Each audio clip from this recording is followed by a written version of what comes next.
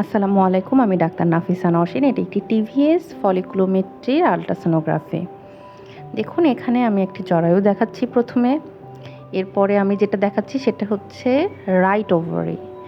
Right ওভারিতে অসংখ্য follicle.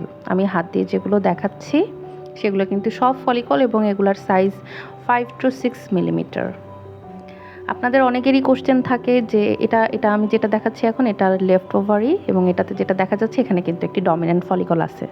This is more than 18 millimetre. আপনারা polycystic ovary মানে অনেকেই মনে করেন যে আমার ওভারিতে মনে হয় অনেকগুলা পানির টিউমার। না, এটা কিন্তু না। পলিসিস্টিক ওভারি মানে ওভারিটা এনলার্জড এবং এখানে অসংখ্য ডিম আছে, কিন্তু এগুলো একটাও পরিপক্ক হয় না। সময়ের সাথে যেগুলা পরিপক্ক হওয়ার কথা সেগুলা কিন্তু এখানে হয় না।